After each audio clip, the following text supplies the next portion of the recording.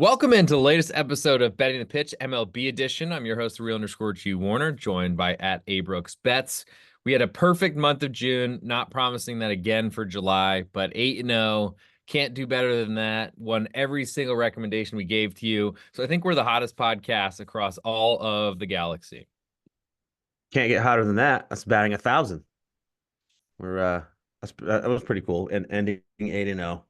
Yeah, I'm glad we're giving the people something to mull over, and hopefully they tailed us. And you never know. Let's keep it going. Let's keep it going. So we're going to go through each game on this Major League Baseball card for Wednesday, July 3rd. Get you ready for the holiday. Hopefully, get you a few extra hamburgers on your children's plates. We're gonna have our best bets to try to go 10-0. We need wins from both of us, but we're ready for it and we will do it. But 2-0 coming, so we can finish our last 5 podcasts undefeated. That'll come end of show. If you're not following us on all the social media platforms at @ABrooksBets for at Andrew Brooks's Twitter, I'm the real_G Warner across all the platforms you can even think of. The Betting the Pitch podcast is on Apple Podcasts and on Spotify. And of course, we're on YouTube at the real_G Warner, Instagram, Patreon, Twitter, all those sort of things. But we're trying to figure out what to do for our episode for the All-Star game because there's not a lot to discuss. The Home Run Derby will have already passed. Maybe we look to more of a futures episode, but tell us in the comments. If you leave a 5-star review, it's huge for the search rankings. So let's get into it. Start with St. Louis at Wait, shout out to the comment from the last time you asked me about Garrett Crochet, and it was formally announced that he will be traded, that the White Sox are actively shopping him, and 14 teams have called. So I was wrong and you were right. Crochet looks to be on the move. Wanted to follow up on that. Well, thank you. I appreciate that. I will find in my DMs on Twitter to tell you exactly who sent that. I think it was Jim Pease, I believe. Or maybe you're just telling me that other places where my work can be found were down. So I'll figure out who that is. Garrett Price, I think it was. So Garrett Yep, Price. Garrett. Thanks There's for Garrett and Garrett. asking. Yep. Always Garrett's. So we're gonna go through each of these games on the list, and unless you have anything else you'd like to bring up. Nope, I'm ready. Okay, we'll start with St. Louis at Pittsburgh. It looks like no day games because we're gonna have a lot of them on Thursday for Independence Day here in the United States. We saw Toronto lose on Canada Day for like the 20th time out of the last 30 or something like that. Poor Blue Jays. But we'll start St. Louis at Pittsburgh. Miles Michaelis at Jared Jones. Jared Jones mistakenly or just mysteriously left off the starting rotation from last week. He's back. Currently, Jones minus 120 favorite at home. Total is 8. Juices split both ways. What do we think about Miles Michaelis? He had a really good quality start streak going until his last 2 outings, which have been stinky. Yeah, he hasn't been great in June or the end part of June. He's like that 5-pitch mix guy. Jared Jones is a 2-pitch guy. So contrasting styles here for sure. Michaelis doesn't strike out anybody, and Jared Jones has a pretty high strikeout rate. Jones just missed his last turn for workload management. It's not an injury as far as I can tell. So I'm not worried about that kind of IL thing. It wasn't even a blister or anything. It's just simply workload management, him being a young guy, 22 years old. Michaelis is a horse and has done 200 innings, I think, 2 years in a row. So he's kind of is what he is. The Cardinals are winning games, and they're winning it with pitching. And I'm not sure they're winning it, at least the last 2 weeks. They haven't been winning it with Michaelis on the mound.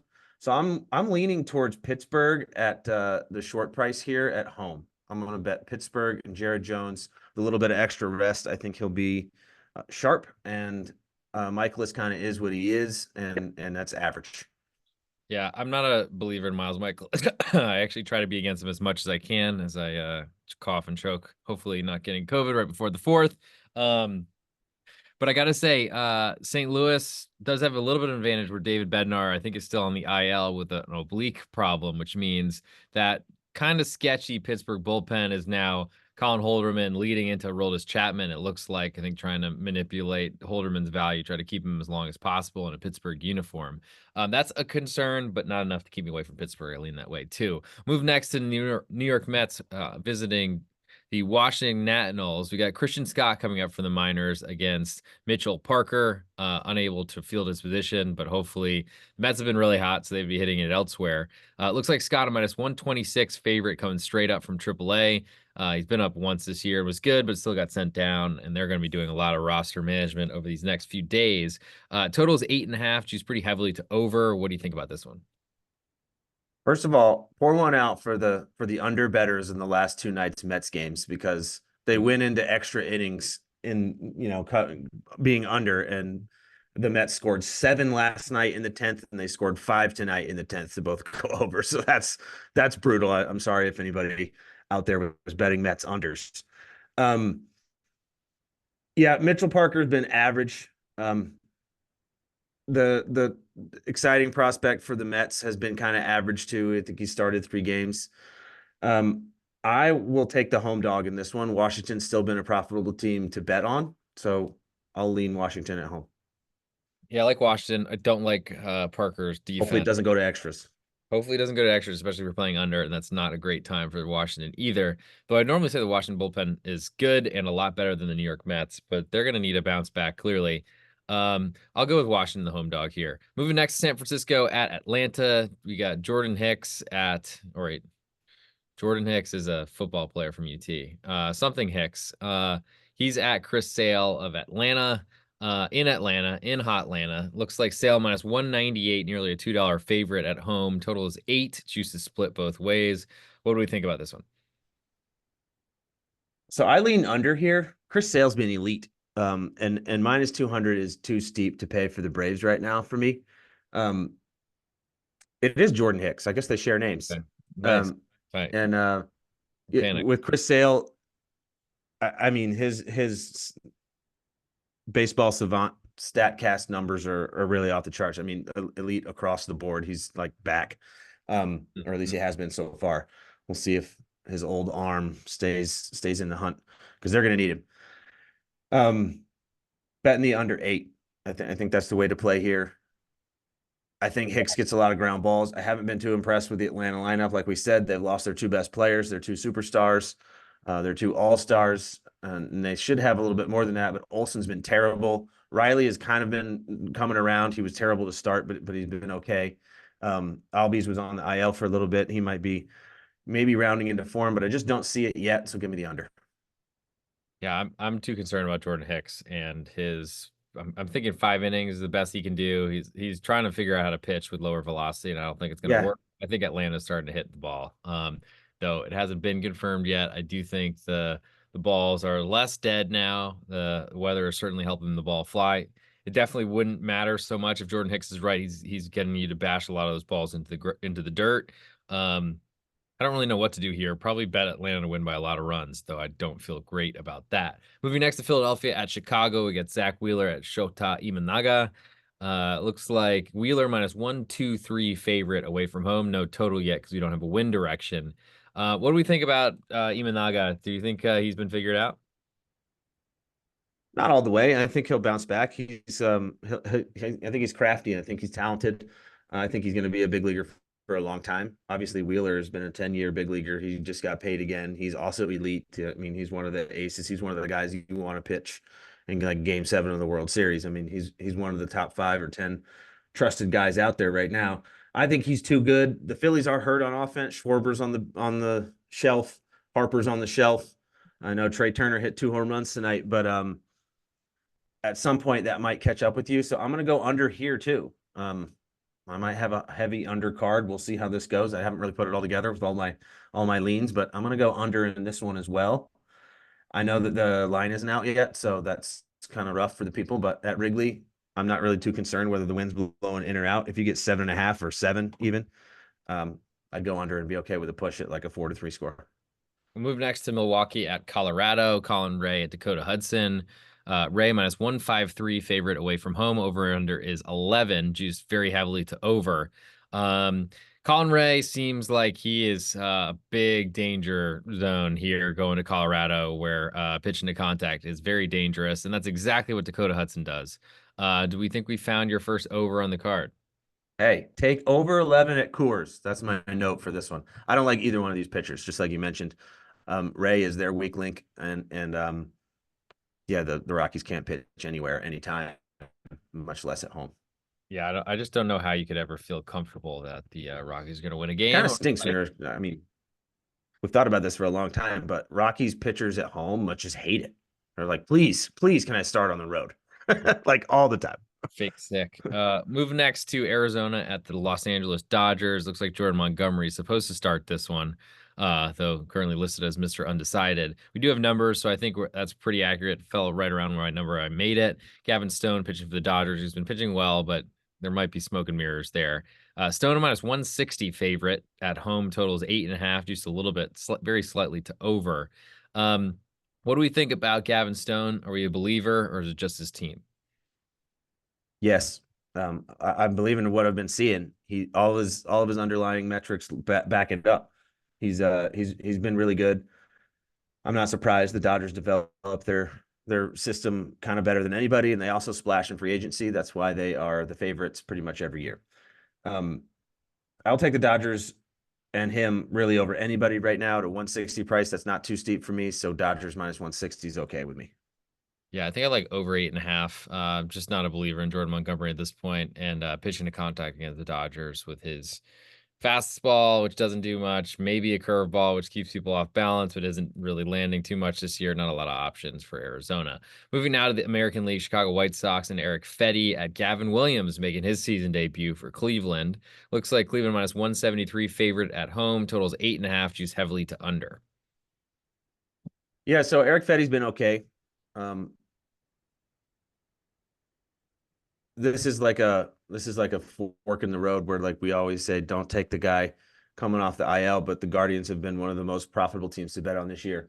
I looked it up so far, starting in July now, so we've gotten 3 months, 3 full months pretty much. The Royals, the Guardians, the Brewers, and the Nationals have been profitable, the most profitable to bet on. And then Nice. at the bottom, you've got the Rays, the Jays, the Braves, and the White Sox. So that's a little scoreboard update for everybody who's been keeping track over the first Sure. 3 months. The teams who have been profitable and the teams who haven't. Now, that's not to say Vegas has overcorrected or will overcorrect. So we always have to be on the lookout for future outcomes of sporting events, not past. But Ah, um, I do. I like the Guardians here. Here's my spin. He's not going to pitch very much. He's going to pitch 3-4 innings maybe. Gavin Williams. And hopefully those are effective enough. And then they have the best bullpen in the league. I think that is going to be a fine price if you want to back Cleveland. That's fine at that big number. But I'm going to take the under 8.5 also. And it's not because of Gavin Williams. It's because of the bullpen that's going to pitch the majority of the game. I think under is the way I'd lean to. Cleveland wins. They have one less at bat if in that scenario, if they win in regulation. I think under first five is something we're learning, especially with those Mets results the last couple nights. Might want to look to just avoid the man for man later in the game, just because that cannot help you in any sort of way besides ending a game. Moving next to Houston at Toronto, we got Ronel Blanco at Yusei Kikuchi.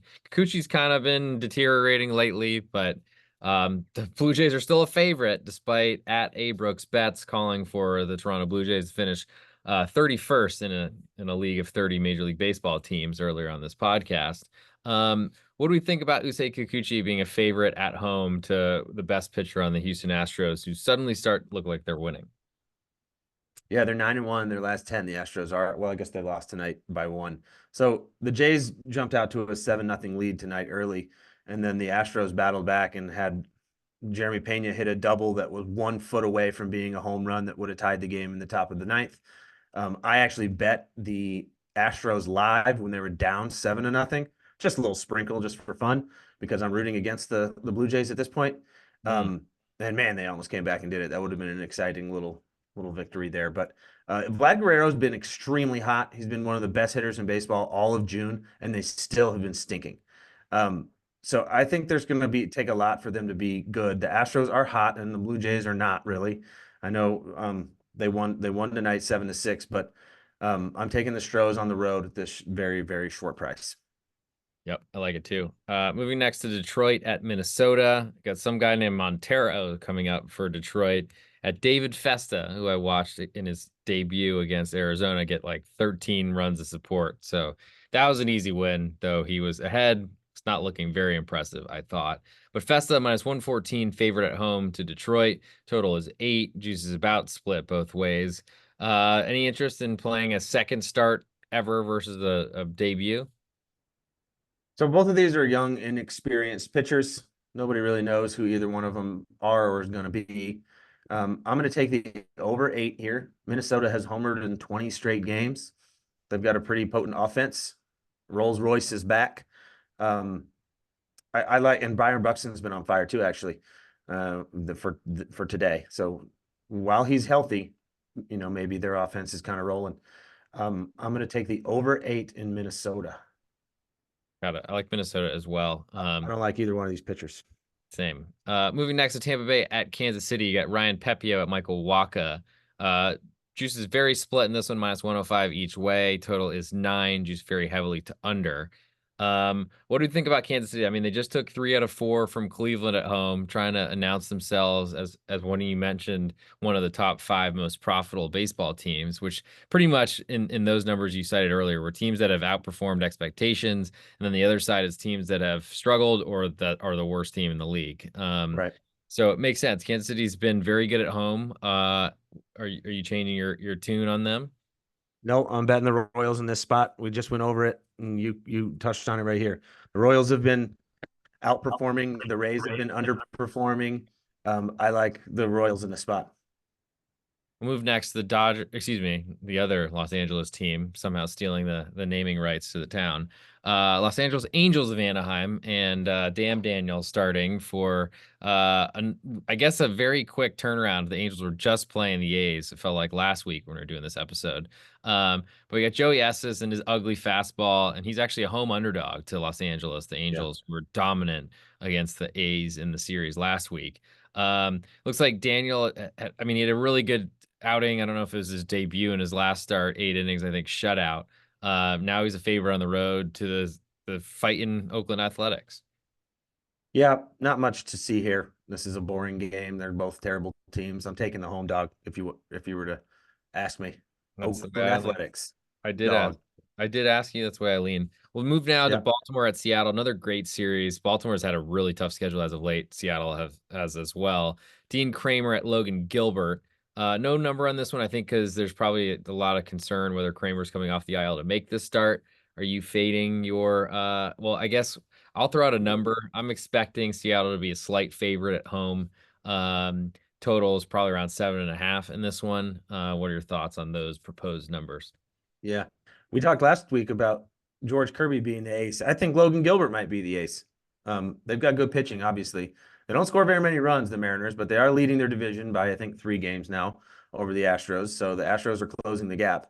But, if you were to ask the Mariners if they were 3 games ahead of the Astros at the All-Star break, they would take that in a heartbeat. And their pitching is the main reason. Julio Rodriguez has not been that good. I think he will be, hopefully. They paid him like he's going to be. Kramer, yeah, I think that's probably the uncertainty here. That's the uncertainty with me too, but I'm going to bet the Mariners at home. I had this right at not even money, but probably Seattle a short favorite, and I would take that. I would take the money. I would take Seattle and lay the money. Yeah, that's why I lean. I think Seattle still seems like they're just going to be forever underpriced at home because there's not a lot of faith in that offense, but they do know how to win games and they're built for that park. Moving to interleague, we got 3 games, and we'll get to our best bets coming end of show to try to improve to 10-0 in our last 10, as we're just a lowly 8-0 at this point. Just gave you a free and perfect month of June. We'll try to do that for July as well. The Boston Red Sox, favorite team of at A Brooks Bets, and I guess my favorite team, but I'm kind of a turncoat at this point. We got Brian Bayo starting for Boston at Miami, and Trevor Rogers. Rogers has been pretty good lately, but he pitches for a very bad team that doesn't seem to win. Bayo minus 139 favorite away from home. Total is 8, juice more to the over. Do you see this to be a competitive matchup between a team that's been surging, and I'm surprised wasn't on that top 5 profitability list, versus one in Miami who I would expect to be at the bottom? Yeah, Rogers is. You said he might be playing a little better lately, but I think he's pretty terrible. Just in Fine. general, I think Bayo is a full run better than his actual ERA. So his expected ERA is 4.2. I think his regular ERA is 5.2 or something like that. So I like Boston at this price at minus 140. I wouldn't go much more expensive than that, but yeah, I'll take Boston. They cruise tonight, and they're the better team. They're hitting the ball pretty good, and their bullpen's great, and their pitchers have been good, kind of except for Bayo. I know that Alex Cora was talking to him the other day and said, "You haven't been very good the first half. Imagine if you are good in the second half, like we know you can be." Because I think they're paying him $8.5 million for the next 5 years, or whatever. They bought out the arbitration like the Braves do with their young players. So they want him to be good for sure. They're gonna do everything they can to make him valuable these next few years. And if he's good, I think the whole rotation is going to be in a much better spot. I know you've seen him in person, and you're not a huge fan lately, especially, but um, I like the Sox here minus 140. I actually bet him against the Blue Jays and Kevin Gausman, who is just fade material 100% at this point in his career, which is Yeah. sad to see how far he's fallen. Um, but Bay was really impressive to me on his velocity. I didn't know he got up to 98 that regularly, unless they were juicing the guns or using the metric system in Toronto. Um, I don't think there's anything I want to do really with Miami at this point. I've had some temptation to back them this year. And I feel like for the most part, it's been good that I've avoided that. I've not accepted the fruit from the poison tree from the snake. So I am no Eve. But we'll move next to Cincinnati at the New York Yankees. I always feel religious when I discuss the Yankees. We got Andrew Abbott in Cincinnati's colors at Carlos Rodon, who's been getting legitimately like plundered his last few starts. Every Yeah. fast. Speaking of fall off, you mentioned Gausman. I mean, Rodon's in the same boat.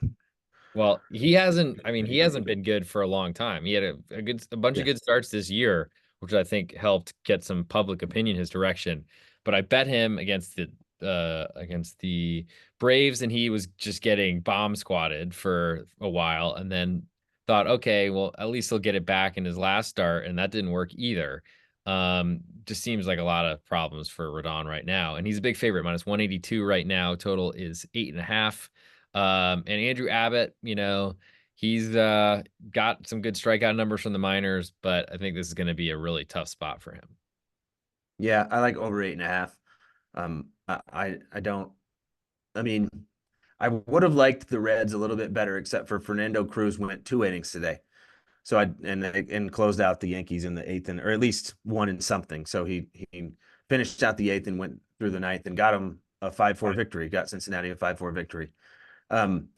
So I don't think he's probably going to be available tomorrow, and that's not good for the Reds. He's been their best reliever by far. Mhm. So I'm going to go over 8.5, and hopefully we get some cheap home runs. And even if we don't, Ellie's going to hit triples, and he hit another triple and a home run today. Exciting team against they're both exciting teams, but in different ways. I also looked up the average speed of each team. Griffin and I were texting during the week about how aggressive / over aggressive the Reds are on the base pass. They sometimes make themselves look like idiots, but they are the second fastest team in the league. The third Yankees. fastest actually. The Brewers and the Phillies are the two fastest sprint speed Oh, teams nice. ahead of the Reds. I figured it would be Aaron Judge and Now, Giancarlo Stanton on a ground ball to I shortstop. don't think Rodon's good. I like over here.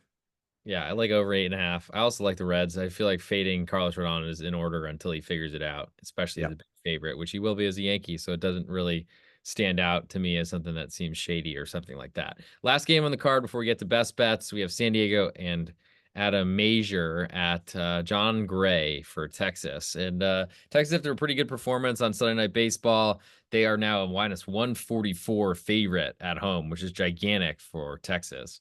San Diego is on the road here in to me, an underpark at this point. I think it's proven itself when Texas has been setting records with Hall of Fame 1 through 9s.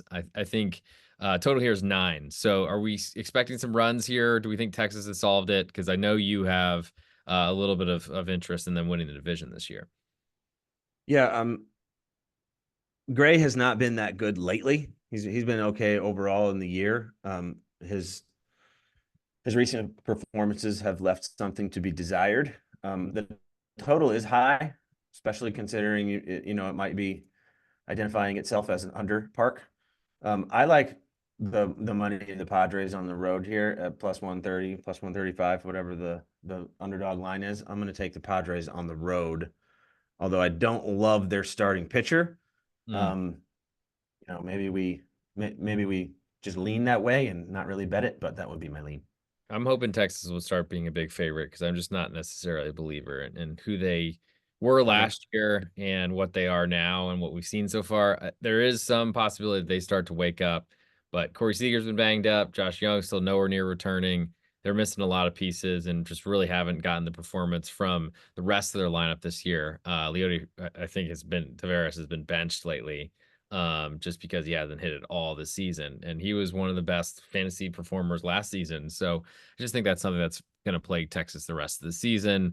And we'll see if they get it turned around. They need to do it quickly, especially because we're on second half of the season for almost all these teams, if not all, at this point. So we've come to the end of the show. We are 8-0 our last 8 best bets, and we were making 2 more. Before we get there, if you haven't followed us on Instagram, please do at the real_G Warner. Same on Patreon and on YouTube and on Twitter. Of course, you can find at @ABrooksBets on Twitter. You can also follow our podcast on Betting the Pitch, the podcast network. You can find that on Apple Podcasts or on Spotify. And a 5-star review telling us what you'd like us to cover, whether you'd like us to go through props and maybe move a day forward or something like that for our next episode covering the All-Star break week. Or maybe it's a better podcast to use to discuss futures where we see some potential divisional upsets or maybe some teams getting ready for the World Series. You tell us what you'd like to have. Leave a 5-star review on Apple Podcasts or on Spotify.